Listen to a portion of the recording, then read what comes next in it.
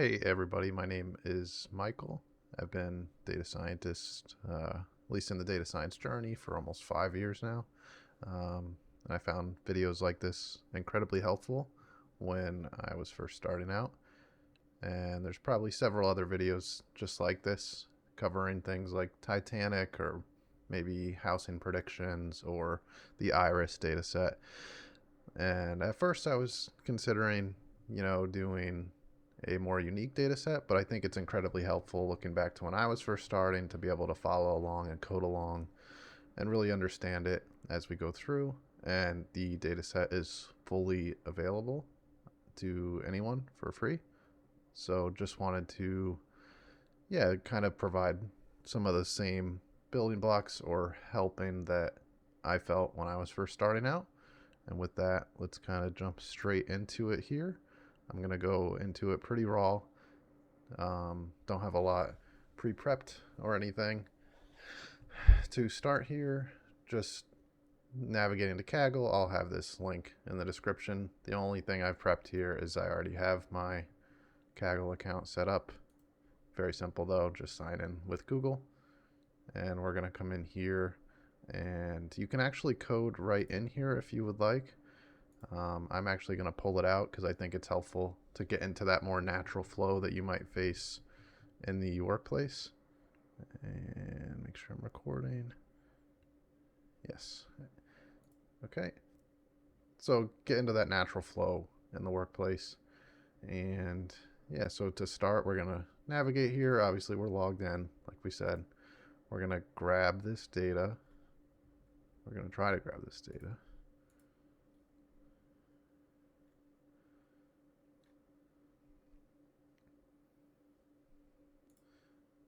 Okay, we're going to grab this data.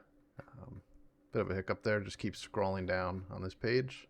Thought it was up top, but keep scrolling all the way down here. We're going to go ahead and download all. And just throw that in downloads. Let's go ahead and extract.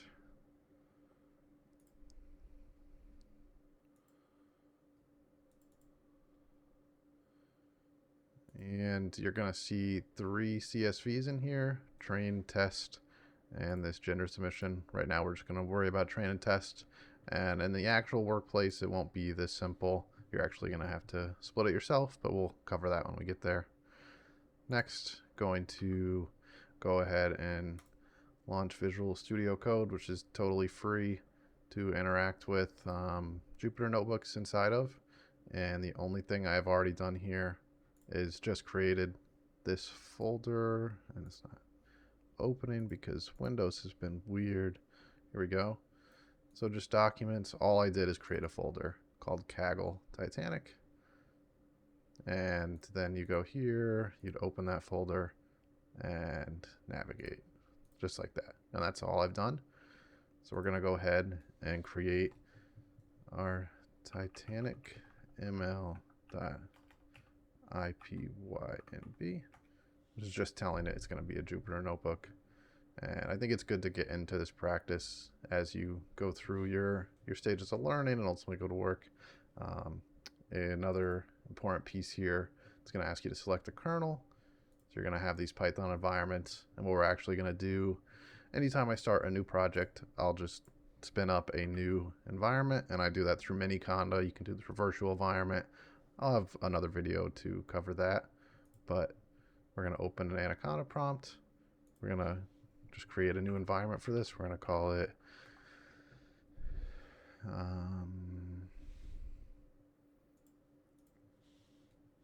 we're just going to call it, so we're going to call Anaconda create name Titanic environment. You could also specify what Python you want here. We're going to say yes. Great, we've installed it. Let's go ahead and conda activate Titanic. Oh, it looks like I misspelled it. That's okay. Okay, we're going to do that. It may actually not show up here. Let's go ahead and restart our Visual Studio.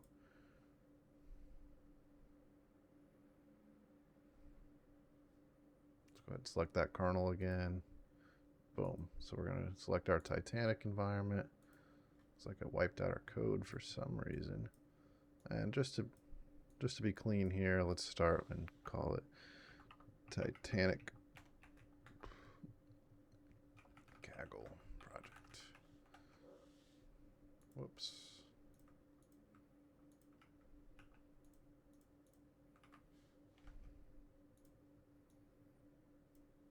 Oh. And this is actually a common thing I've ran into here. I haven't quite figured out why it happens, but I know how to fix it. So we're going to actually create a new environment, conda create, and we're going to still say name. And we're going to actually spell it correctly this time. Let's say Kaggle Titanic environment, and then we're actually going to specify what Python we want. For some reason, I've experienced both with work and personal, but this will force it to install our Python there. I'm sure there's better way to do this. Feel free to let me know. But now we're gonna activate that Kaggle Titanic environment. Great. So we see that's working. If we select it, we should actually see that our Python then works. So let's just try hello world. Okay. Looks like it didn't install some of the packages. It's been a minute since I spun up a new environment, so let's just see how this works together. All right, we're back here. Let's see how it does. Okay, we can now print hello world.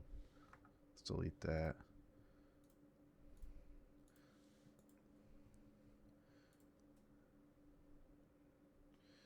Now let's get into it. I'm imagining we're going to have more issues importing, but I think it's really important to see this because this is something that you kind of see on a tutorial and it just works.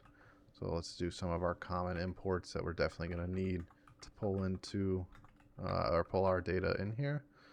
So apply lib.pyply as plt. Seaborn is my preferred option when it comes to visualizations, kind of generally speaking. Let's just see how that imports. Yeah, okay, so we actually don't have any of them. I think it's good to see this. I'm gonna write it all here. You can actually call it back to back.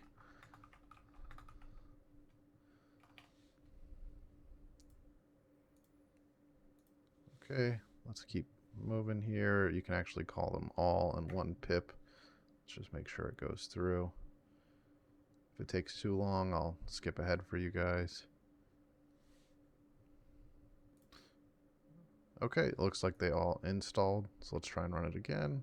All right, success. I'm actually going to skip ahead a bit here with these dependencies. Again, I think it's important to show this.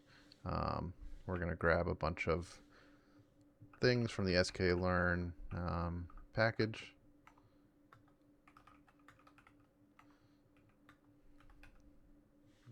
Score. Gonna grab some pre-processing stuff. Pre-processing label. Oops. Label encoder is what we're gonna need. Sklearn. Impute. Import simple computer. Let's start there. I'm sure we're gonna need a couple more, but I'm expecting an error here. Yep. So we're just gonna come back to our Anaconda and just leave that open as we're going, especially as we make this environment. Pip install, and you'd think you'd say sklearn. That's actually not what you do. I can recall in school going through this and wondering why I couldn't get the libraries, but it's just scikit-learn. And if you ever are wondering how to install something, just Google installing scikit-learn or pip install sklearn. It'll come right up, usually to the Python's main package manager, and you should see it. All right, now that that's installed, these should run fine. Great. Okay, next step. So we downloaded that data. Let's actually bring this folder, or let's just grab the data. Let's grab all three. We're actually just going to drag them right into our environment here. Okay. Now we're going to go PD. Let's say df equals PD, read CSV. And we're going to focus on train for now. Actually, let's call that df train. Or train df. Train df test df is going to make it easier to press tab as we're typing. Otherwise, we'll have to spell out several more letters. And it's only a couple seconds, but, you know, over years, those seconds add up. So let's do that. And like I said, typically this is not it's not going to be pre-split for you. It's because of it's Kaggle, so it's a competition site. They have to split it, at least in this case. But let's actually go ahead and combine them for our pre-processing that we're going to get into. So we're going to combine. We're just going to call a list with these brackets. Okay. And then let's take a peek at train df and call head just to see, you know, everything imported normally. And then we're actually gonna, let's make a markdown again. I'm gonna call 2 hashtag or pound signs this time. We're gonna start with our exploratory data analysis or EDA. I just like to do this as I go rather than at the very end. Then you got to clean it up before you go to document it. Just quicker to do it all as you kind of work. And we're actually going to do a couple things. So right now we're just trying to get an idea of kind of what we're working with. So we're trying to predict the if someone's going to survive or not. In this case on the Titanic, there's a lot of data. So let's look at the info so we can see a lot of information here. We can see the type. You can see how many of them were null or non-null. So we definitely see, because this number changes and goes down, looks like we have quite a bit of nulls in some of these. So we'll get into that.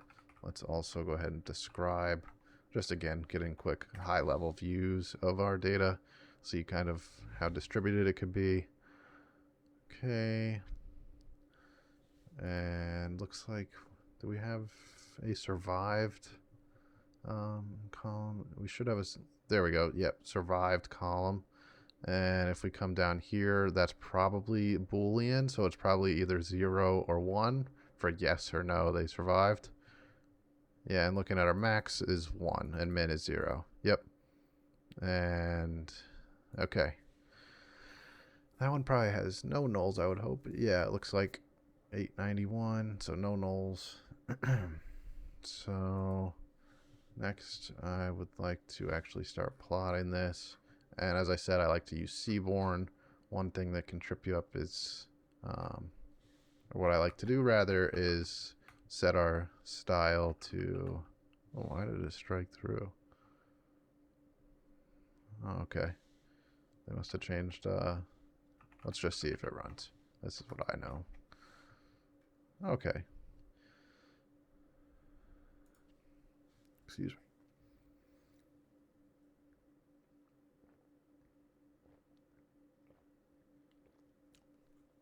Quick side note here as we're jumping in. I did just get this soda stream a couple weeks back. It's that, you know, at least it used to be marketed as like, you can make your own soda at home. I personally just really used to drink a lot of bubblies or seltzer water. But having this on demand has been honestly life-changing working from home. I just have seltzer all the time whenever I want it. Super nice. Anyway, SNS, where were we? We wanted to start. Let's plot our survivals. So let's go count plot. And let's say X is survived.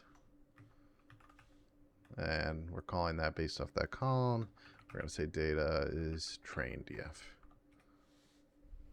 And just to keep it clean here, let's go ahead and, oops. PLT is survival distribution. And then let's call plt.show and see what that looks like. Okay, so it looks like a lot of zeros there, and I believe that means they didn't survive. Let's go back to Kaggle here.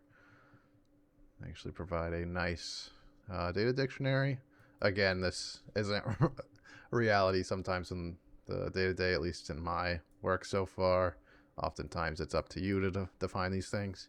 But as we're just starting out and learning here, let's see. So survival, 0 is no, 1 is yes. So if it's a 0, they didn't survive, unfortunately, and 1 is yes. So it looks like we definitely had more people not survive than survive in the train. Again, I don't love that we're already split, but let's just keep moving forward. Let's do another. Let's save some time. Let's go here, apply. And we're actually just going to add this argument. This is one of the things I love specifically about Seaborn or SNS, is you can add this hue argument. So now I can do survival, and it's broken by sex. So we should have now two bars for each Boolean value of 0 and 1. Oops. Yes, I did forget a comma. That's a well-written error handler there. Okay. Oh, interesting. So we can actually see females had a much higher likelihood of survival. I guess that does make sense. The quote we probably all know is women and children, women and children. So yeah, that makes sense. I wonder if age is a argument on here. It is. Interesting. I wonder how age is going to play into that too. Age, we might have to break it into, it's probably a numerical value, and we'll probably have to break it down into a couple categories, but we'll get there when we get there. So let's, again, save time. Anywhere you can save time, it's worth it. We're going to change our hue. We're going to call class, and this is by passenger class, so maybe the more elite passengers had a better chance. Let's see. Looks like no. Well, let's see. P class.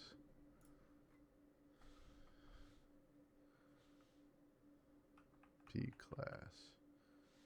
Oh, so first would be your highest. So that, okay, that does make sense, I think. Anyway, might get a bit messy, but just because I'm curious and it's been a while since I worked with this data set, let's call it on age and see what happens. In reality, we probably have to put these into buckets. Yeah. But I think that's a little advanced to break into buckets, so let's kind of stick to the idea here. And again, I'm going to keep doing this. Hopefully this is the one thing, if anything, you take away from this other than just coding along with me here, is be sure to put these markdowns in as you go. It's so much easier. And I will have this full notebook available to you, as well as the GitHub. But this, I can't stress enough, just do this as you go. So now, looking back to when we just, again, this isn't very normal, but so we put these in a list, so we're going to now access that list of data. It's a list containing 2 data frames, and we're going to say for dataset in data, I don't know why it's doing markdown. Sorry about that.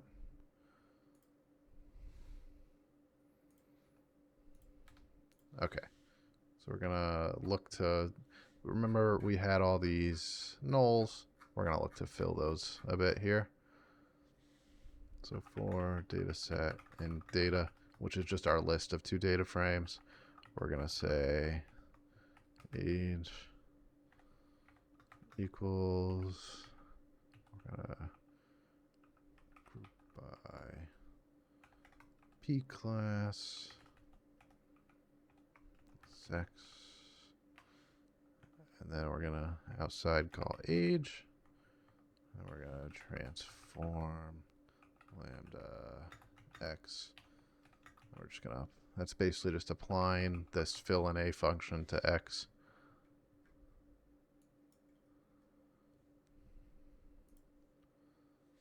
We're gonna just fill with the median value. Okay. We're going to do something similar here. We're going to do it to the embarked. And we filled with the median. And then actually, it's probably helpful if we can take a look at this. Maybe I got ahead of myself, but let's do this. Yeah, so it narrowed it down some. Okay, let's get rid of that because you don't actually need it. I'll leave it in there, but let's do embarked. I don't know why I copied that. It's not going to be helpful. Set in dataset embarked equals dataset embarked. And one thing that didn't click for me for a long time as I was learning, this word could actually be anything. It's this that actually matters. You could call this hot dog and then change this to hot dog and the same thing would happen. We'll keep it as data set, but that's something that didn't click for a while for me. I think that's helpful.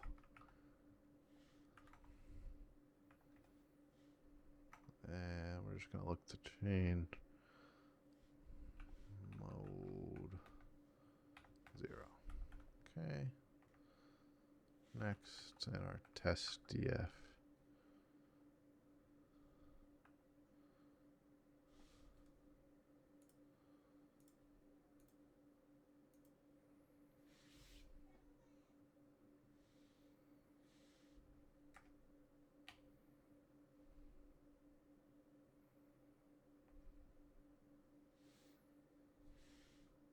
Next, we're going to do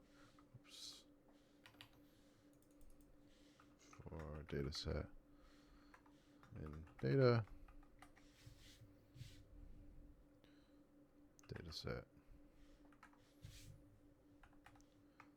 fair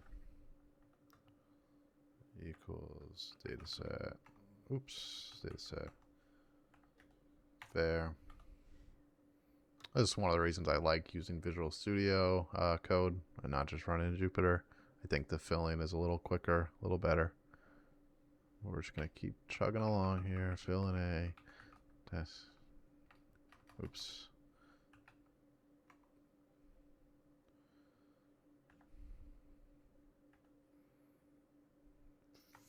Fair. Dot meeting.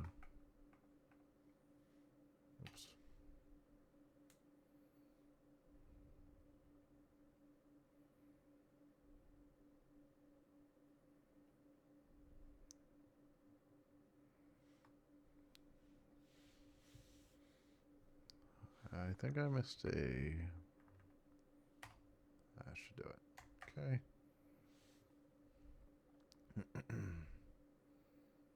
Let's keep doing the same idea here.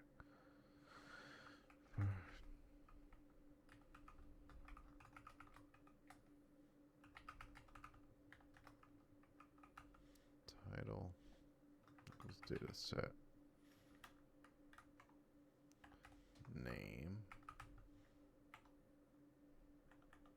String dot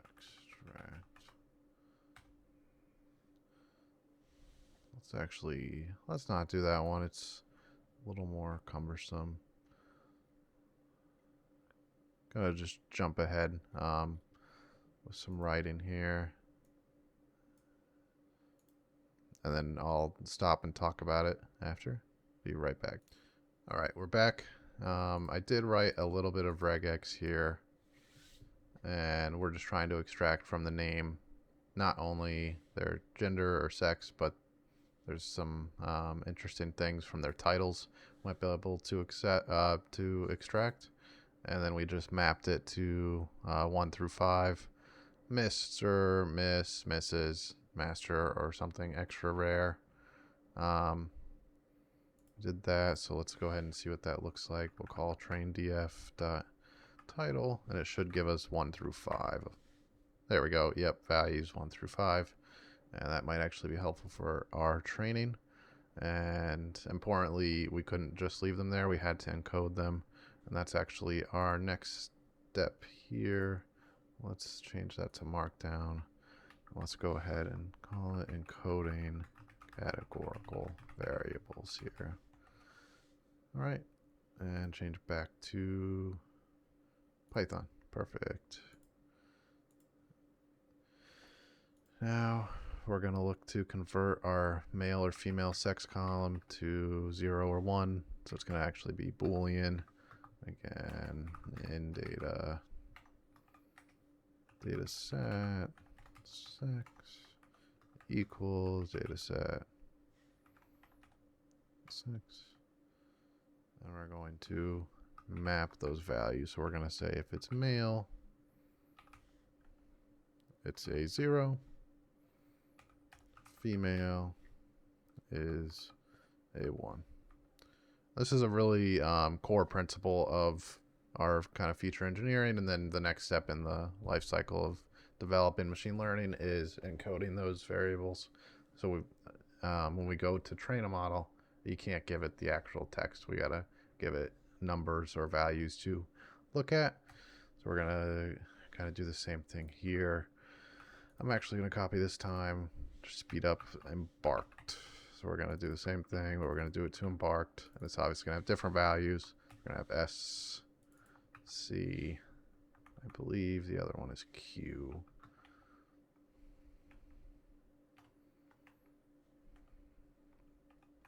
And that's gonna be 2. If we just go back for a second, so let's close that. Here, this is where I'm getting it. I'm not just pulling these letters out. Embarked, these are one of the 3 ports they embarked from. Maybe that'll have some impact on if they survived or not. Maybe not. We'll see.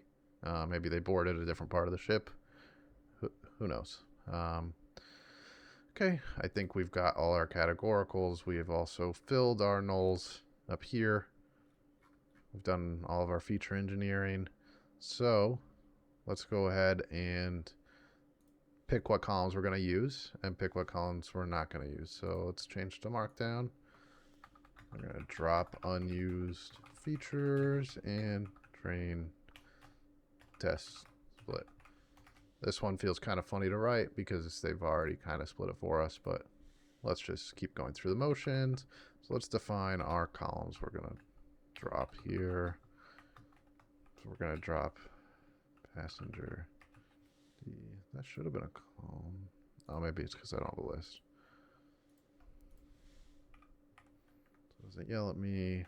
Name. Ticket. Cabin.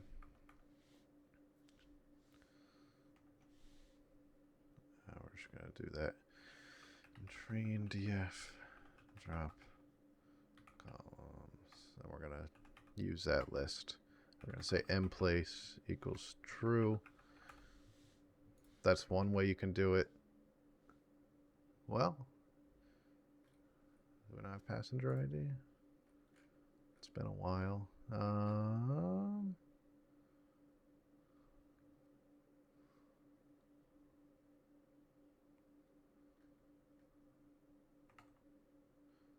guess we don't have passenger ID, I thought.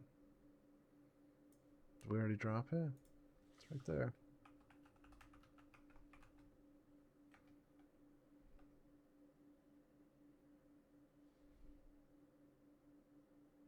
Maybe I spelled it wrong. I'm gonna pause, be right back with you guys when I figure this out. Okay, we're back. I think I probably just misspelled it. It is case sensitive. I think a younger version of Michael would have spent a lot more time on that. Let's see. Okay, we dropped it. Let's make sure it's gone. Perfect. And we're going to do the same thing to testdf. And I'm going to show you the other way you could drop it if you wanted. Instead of saying in place equals true, you can say testdf equals testdf.drop columns equals drop columns. And then let's see. Yeah, so two different ways to do the same thing. I'd say in place is cleaner, but they are both valid options. Next, let's do the second half of this section, our train and test split. And we have kind of already done that. We're just using train. But we're going to now split it into X and Y, where X is all of the variables we want to feed into the model. Y is what we should spit out. So typically what this is going to look like is we're actually going to use the second one of these drops we just showed. And X is going to be everything except Y. So everything except what we're trying to predict. So it's going to be train df, and we're just going to drop the survived column. And we're going to define the axis of 1. And then Y is going to be train df. Train df. And it's just going to be the survived column. Okay. And then we're going to X train, X valid, Y train, Y validate, and we're going to call train test split, which we imported earlier with sklearn, We're going to call our test size as 0.2, and I think most people, myself included, we always just do random state 42, so it is random, but it is repeatable. So we could come back, run it later, and get the same thing. Okay. Next, we want to see how the model is. So again, the only thing I teach you here is write these as you go. Then my work is a success. So model training evaluation, boom. I'm going to go to Python. And now let's see how we did. So we're going to have a logistics model, or logistic model. It's going to be a logistic regression model. I don't know if I imported those. Did I? No. Okay. We're actually going to have to import that.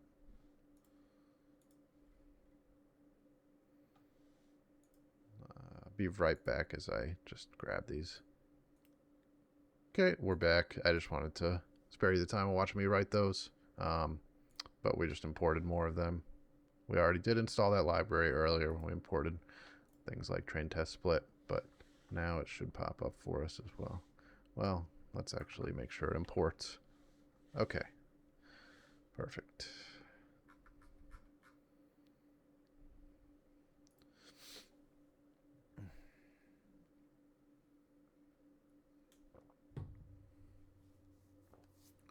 Okay, so we're gonna do our logistic regression. Let's call it the log model. Logistic regression. Let's say our max iterations are 1,000, so we don't sit here all day while it runs. Let's go ahead and fit it on our train data. Train, Y train, boom, and then Y predict, logistic. Log model. So we're log model is referencing this variable here, and we're going to call the predict function. So we fit it. Oh, let's point to the screen. We fit it on here, and then we're going to call the model we fit and try to predict with it, and then we're going to see how those results did, which is kind of the fun part. Okay, took no time at all. Now let's see. Logistic regression accuracy. Just again trying to make our outputs clean here. Let's get our accuracy score of Y valid y predict log, which we again defined up here. Well, let's see. 78 or 0.78, 78%. That's not terrible. Let's print our confusion matrix. And we want y validate and our pred log. Okay. And then let's print our classification report. Y valid, y print log. Okay, so you're seeing a few things here: precision, recall, F1 score, and support. I'll dive deeper into those in a video, but just kind of walking you through the whole life cycle here and what it takes to kind of get a model fit. And next, I think we should test another model. Shouldn't just stick with the first one. One that generally, in a lot of cases, I find performs pretty well for not much cost or compute power is Random Forest. I actually usually start with Random Forest depending on the what we're working on. Excuse me. Again, call random state 42. Let's call the same function. So we're gonna fit. We're gonna fit on the same X train, Y train. Actually reusing those. And then we're gonna define a new, instead of our Y pred for the log model, we're gonna do it for our random forest model. Model predict X valid.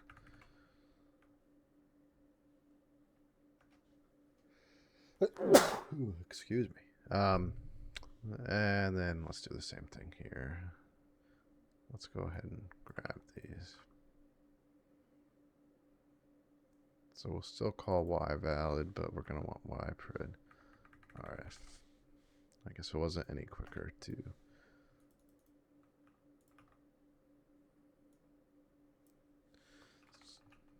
Sometimes I get into this habit of copy and pasting like it's going to save time. Sometimes it does. Sometimes maybe it doesn't, but just maybe a bad habit, maybe not. We're missing one. We're missing our confusion matrix. Whoops. Y valid. Y pred log. Okay. Okay, 83%. We can see most of our statistics here are actually higher. I often see that, at least starting out with the random forest, is a good place to start. You can play with your number of estimators. We can dive deeper into that in another video. But just kind of getting through the life cycle here. Next, let's switch back to Markdown. We're going to now look at our feature importance, see what's going on.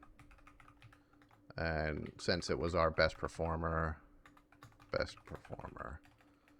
just in those quick tests. Obviously, there's much more you can do. You can probably jump back to the feature engineering and figure out more, but just getting through this life cycle. Yeah, let's look at our feature importance. Let's change it back to Python. Yeah, again, this is another reason I kind of like working in Visual Studio Code. I work in PyCharm Pro for my professional or real job. But PyCharm community is nice, but it doesn't support Jupyter notebooks. So this is kind of like the closest I can get to my Jupyter notebooks that I work with at work. And then, yeah, Jupyter notebooks, kind of on a tangent here, but Jupyter notebooks are really nice for when you're first doing this EDA and first playing around with models. Then obviously you build them into Python scripts. You maybe deploy to APIs or some endpoint in one of the cloud services. I'm an AWS person, at least in my current role. That's what we use. It's kind of what I've always preferred. Maybe we can cover that in another video if you guys are interested. Let me know down in the comments. Maybe you prefer Google or Microsoft. I do like some of the free offerings of Google. But anyway, wrapping it up here, let's get to the feature importance. So let's name a new you can tell it's April because the allergies are starting to get to me. Model feature importance is And we're going to say index is x columns. Next, we're going to want to support. Okay, importance is we're going to sort them and plot that.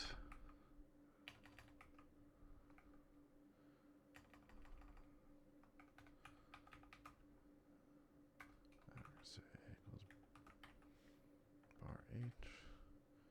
Let's see a title. Again, just give it a title for readability, feature, importances. And let's finally show it. And let's see it. Interesting. So you can see fair seems to have actually been the most important feature in our prediction. The least was embarked, so I guess we could even consider dropping that and see how that did. Let's look at what fair is exactly. I know obviously it's how much they paid, but just curious. Let's do head. Let's call 20, just lazy way so I can scroll through the fair. So we can see quite a bit of variance. If I come back up to fair here, see the standard deviation is pretty high. So we see quite a bit of variance from min to max. It looks like it's a little bit top heavy, so maybe that's those first class passengers that are that's interesting. The people who paid the most seem to not necessarily be the most likely to live, but if they paid the most, we had the best chance of predicting if they lived or not. That's interesting. Yeah. Maybe don't need to worry about the next steps would be submitting it because it's on Kaggle. We're not going to do that, but maybe as part of our kind of wrap up here, we can look at our cross validation scores. So we're going to call CV scores. We're going to call the function cross val score. We're going to call it on our random forest classifier. Again, 100. Let's do x, y, CV is 5. Print, and 5 is our number of cross folds, so 5 fold CV accuracy. CV scores dot mean. Oh, might have forgot another comma here. Stay with me.